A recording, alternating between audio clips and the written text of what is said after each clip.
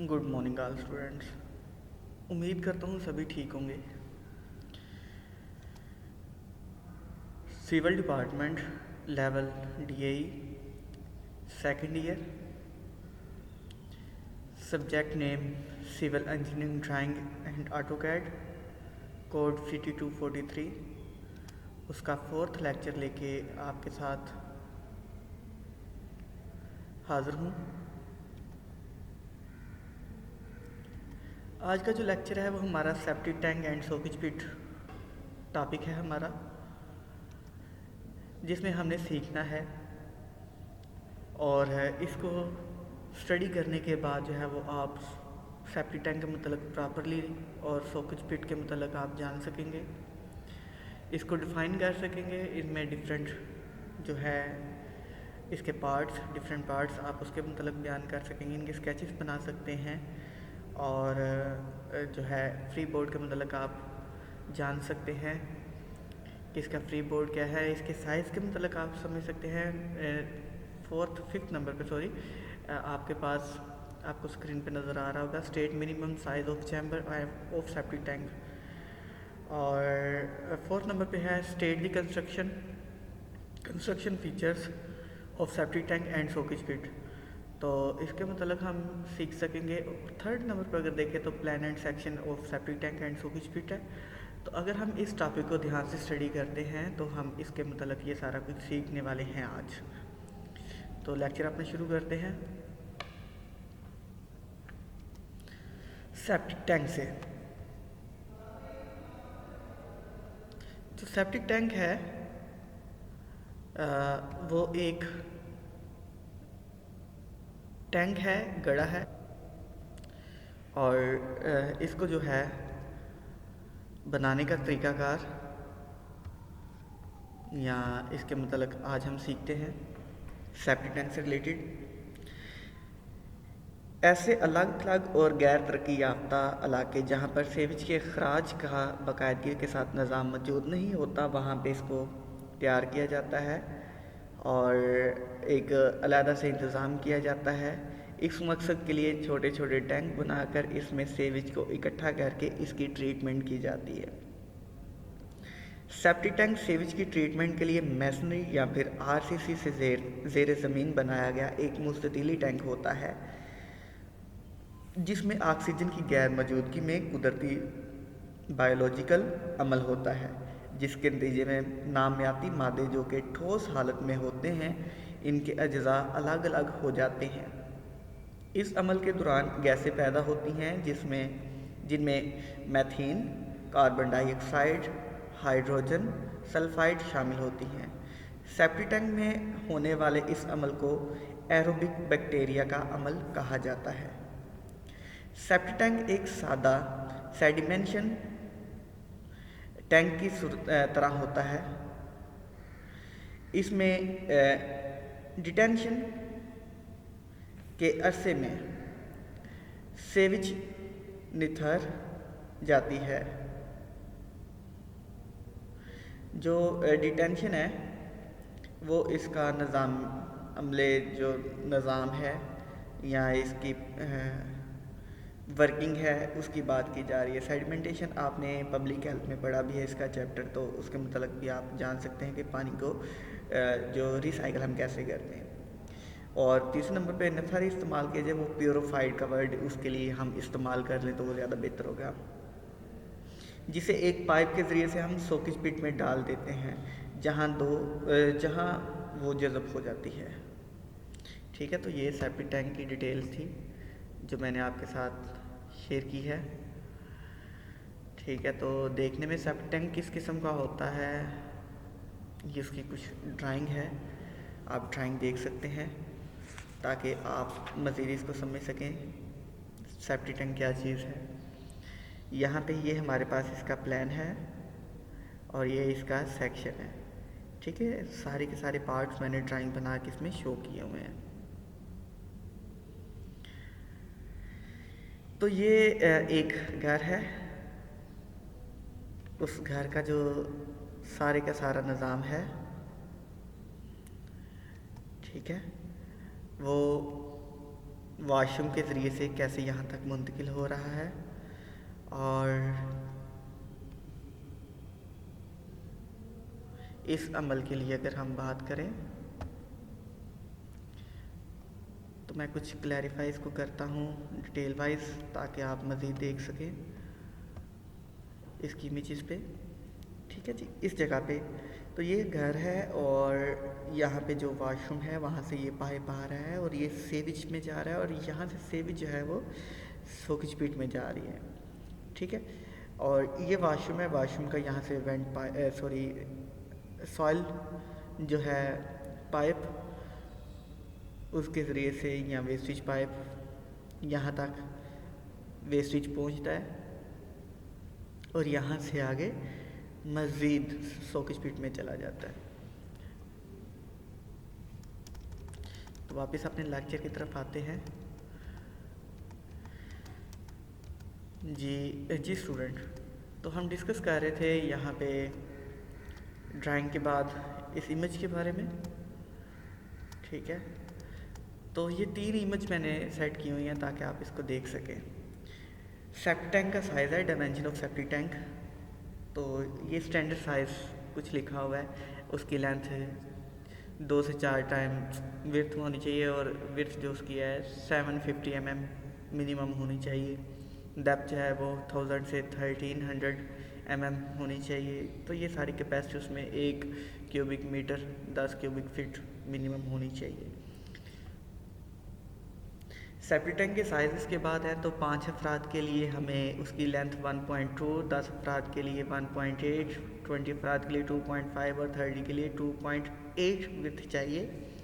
ये ऐसे ही ब्रेथ है हमारे पास, तो 5 के लिए 0.6 और ये सारी की सारी जो वैल्यू हैं ये जो है वैल्यूज़ हमारे पास मीटर्स में है। ठीक है, length in metre, length in breadth in metres, depth in metres. ठीक है, आगे ये रिक्वायर्ड उनकी कैपेसिटी है लीटर्स में कि कितना उसमें पानी या लिक्विड इकट्ठा हो सकता है। ठीक है, डिटेंशन पीरियड की बात करें तो सेप्टी टैंक में सेविज की डिटेंशन का अरसा अमूमन 24 से 48 घंटे होता है, ज़हन में रखना आपने। तो सेविज की सेप्टी टैंक में अंदरूनी बहाव जो है इनफ्लो की शरह बैरूनी इनफ्लो के बराबर होनी चाहिए। तो ये इनफ्लो जो है ये दोनों तरफ से इनकी शरह सेम टाइम में निकलनी चाहिए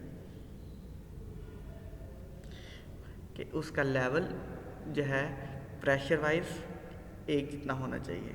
ये ना हो कि आपका इनलेट जो है वो टॉप की तरफ, हम उसका लेवल अप डाउन करते हैं लेकिन उसकी जो स्लोप है पाइप की वो ज़्यादा आप नहीं करते। अगर एक तरफ से आपने स्लोप डाउन किया तो दूसरी तरफ से भी आप स्लोप डेफिनेटली डाउन ही करेंगे ताकि पानी का बहाव क्लियरली हो सके।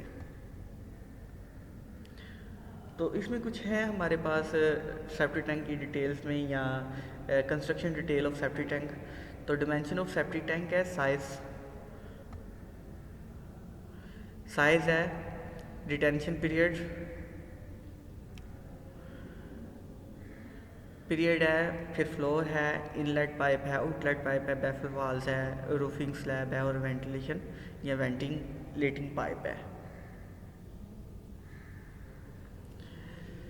डिज़ाइन ऑफ सेप्टी टैंक अगला टॉपिक हमारा आ जाता है। तो डिज़ाइन ऑफ सेप्टी टैंक में हमारे पास calculation of numbers of user है, liquid volume in septic tank है, internal dimension of septic tank है।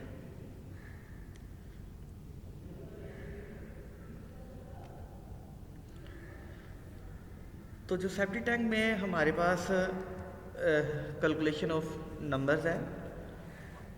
ठीक है, तो यूज़र जो नो है वो 40 फॉर एग्जांपल है, तो उसके लिए जो है वाटर पर परसेंटेज जो यूज़ करेगा 0.085 मीटर क्यूबिक यूज़ करेगा। ठीक है, तो total volume of liquid per day जो हमारे पास 40 बाई 0.085 को मल्टीप्लाई करें तो 3.40 मीटर क्यूबिक आ जाएगा या क्यूबिक मीटर आ जाएगा।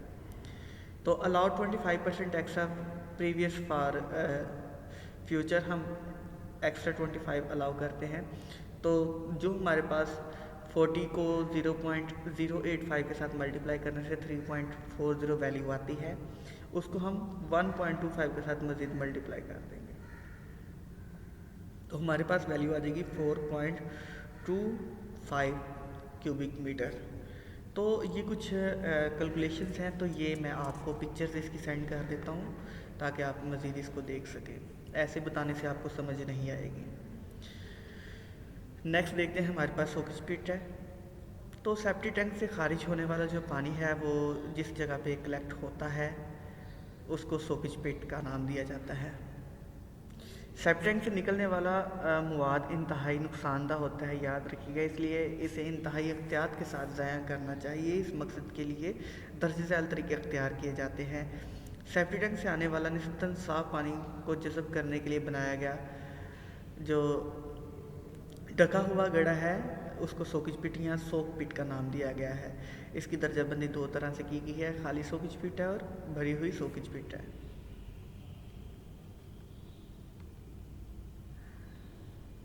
ठीक है, तो ये आपको नज़र आ रही है सोकेज पिट के मतलब ये गड़ा खोदा गया है। ठीक है, तो इसके ज़रिए से हमने क्या किया, इसको पानी को जो वेस्ट पानी है उसको ज़ेरे ज़मीन हमने मुंतकिल किया है।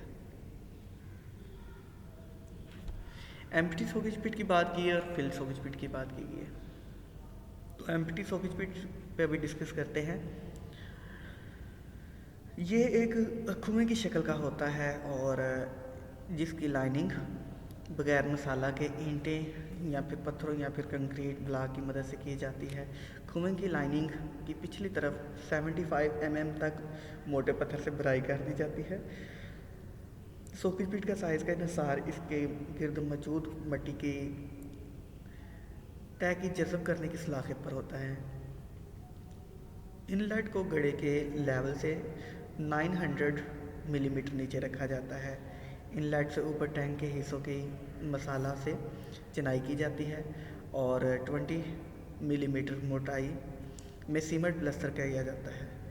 इसके ऊपर कंक्रीट की जो स्लैब रखी जाती है जिसे बवक्त हम ऊपर उठा लेते हैं। तो इस जगह पे हम ये जहाँ पे मैन होल आपको नज़र आ रहा है तो ये कंक्रीट की स्लैब रख देते हैं। कुएं का कतर जो है वो कम से कम 900 मिलीमीटर रखा जाता है, कम से कम जो है वो 900 मिलीमीटर उसका डाया रखा जाता है। इससे नीचे मौसर गहराई अफेक्टिव डेप्थ जिसको कहा जाता है तो वो कम से कम 1000 मिलीमीटर रखी जाती है। कुएं को सैलाबी पानी के असरा से बचाने के लिए सतह ज़मीन से 450 मिलीमीटर जो है वो ऊपर तक तमीर करके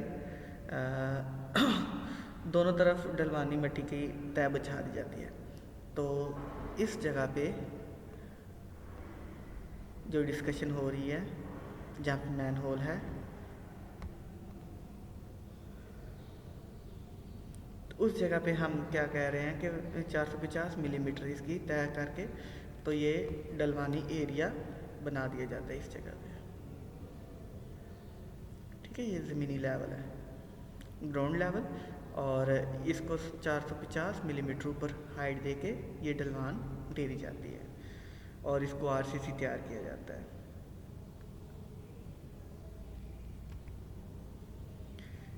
दूसरे नंबर पे हमारे पास है फिल सोकेज पिट है। तो भरा हुआ सोकेज पिट, इसकी तमीर के लिए कुआं खोद कर जो है हम 1000 मिलीमीटर की मौसर गहराई तक 300 मिलीमीटर की मोटी रेत से केसिंग तैयार कर देते हैं। केसिंग आपको पता मोबाइल की जो लेमिनेशन शीट होती है ऊपर लगाई गई या उसका कवर होता है उसकी बात की जा रही। केसिंग हम यहाँ पे इसकी तैयार कर देते हैं जिसके ऊपर इतनी ही मोटाई की मसाले के साथ ईंटों या फिर पत्थरियाँ कंक्रीट के ब्लॉक की चिनाई से लाइनिंग कर दी जाती है। तमाम गड़ा पत्थर या फिर ईंटों की रोड़ी से भर दिया जाता है। मौसर गहराई से 150 मिलीमीटर ऊपर इनलेट फिक्स कर दिया जाता है। तो 150 मिलीमीटर जो है वो इनलेट हम ऊपर फिक्स करते हैं।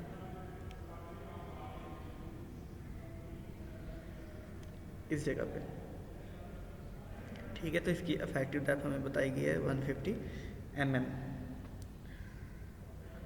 उसके बाद जो कि कुएँ के मरकज़ में बेंड होकर एक 400 बाई 400 मुरबा मिलीमीटर के ईंटों के चैम्बर में पानी खारिज करता है। ठीक है, तो इस जगह पे ये चैम्बर है 400 बाई 400 का,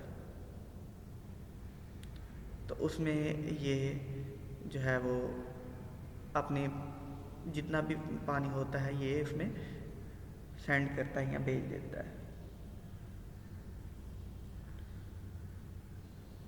कुएं को सैलाबी पानी के असरा से बचाने के लिए इस तरह ज़मीन से 450 मिलीमीटर ऊपर की तरफ ले जाकर ऊपर 1.1:5 के जो सीमेंट और रेत के मसाले से चिनाई करके एक कोई जो है सुनहरी रंग या फिर कोई भी कलर दे दिया जाता है।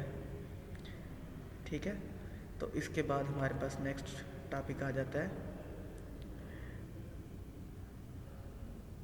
डिस्पैरेशन, फिर सोकेज वेल है और इरिगेशन है। डिस्पैरेशन जो है जब ज़ेरे सतह पानी 180 सेंटीमीटर के अंदर हो तो सेप्टिक टैंक से निकलने वाले पानी को डिस्पैरेशन हम कहते हैं के ज़रिए से ख़त्म कर दिया जाता है। ये खंदक 300 से 1000 मिलीमीटर चौड़ी और 500 से 1000 मिलीमीटर तक गहरी होती है। इनको 150 तक 250 मिलीमीटर मोटाई में पत्थरों से भर दिया जाता है। फिर ऐसे ही सोकेज वेल है इस पॉइंट पे। तो सोकेज वेल बिल्कुल सोकेज पिट की तरह ही होती है, ताहम इसका साइज़ सोकेज पिट से बड़ा होता है और सोकेज वेल की गहराई जो है वो 300 मीटर तक रखी जाती है। इसको अमूमन तौर पर जो सोसाइटीज़ होती हैं, कॉलोनियाँ होती हैं, जैसे हमारे खुशहावाला में जो है गार्डन टाउन है, ठीक है, वहाँ पे इसको नहर के वाली साइड पे बनाया गया, आप वहाँ से भी जाके विज़िट करके इसको देख सकते हो। इरिगेशन आपाशी सेप्टिक टैंक से निकलने वाले बहाव को सेविज फार्म्स में भी इस्तेमाल किया जा सकता है। ठीक है, खेतों में भी इस्तेमाल किया जा सकता है। और उसके बाद क्योंकि इसमें कुछ फिल्टरलाइजिंग की खूबियाँ भी पाई जाती हैं, तो याद रखेगा। तो याद रखें, जैसे ही स्टूडेंट हर चीज़ के कुछ फ़ायदे होते हैं तो नुकसान भी होते हैं, एडवांटेज हैं तो डिसएडवांटेज भी हैं। कहते हैं इसकी तमीर जो है आसान होती है और मुसलसल देखभाल की ज़रूरत नहीं पड़ती, लागत इंतहाई कम या फिर मुनासिब होती है। सेप्टिक टैंक की कारकर्दगी शानदार है और 90 जो है फ़ीसद तक BOD जो है और 80% तक तैरते हुए मादे कम कर देते हैं। स्लज और निकलने वाले सेविज के बहाव को आसानी के साथ मुख्तलिफ तरीक़ों से ख़त्म कर देता है। इसमें जो हरकत करने वाले पार्ट्स, मूविंग पार्ट्स नहीं होते। तो एडवांटेज इसका ये है, तो डिसएडवांटेज भी देखते हैं। डिसएडवांटेज में अगर टैंक सही काम ना कर रहा हो तो जो सेविज जो है वो मज़ीद काला और बदबूदार हो जाता है। फिर ज़्यादा लोगों की सूरत में ज़्यादा बड़ा साइज़ बनाना पड़ता है, जिससे लागत में इजाफ़ा हो जाता है। ऐसे ही सेप्टिक टैंक के ऊपर गैसों के अखराज को जो है हवा को पोल्यूट कर सकता है, फिर मुतासर करता है। मुख्तलिफ वक्फ़ों के बाद स्लज को निकालना जो है वो काफ़ी मेहनत वाला काम होता है। तो आज का लेक्चर हमारा कंप्लीट हुआ। उम्मीद करता हूँ सभी स्टूडेंट को समझ आई होगी। तो इसके जो कुछ न्यूमेरिकल टाइप्स थे वो मैं आपको इमेजेस बना के सेंड कर देता हूँ, आप देख लीजिएगा। मुझे इजाज़त दें। अल्लाह हाफ़िज़।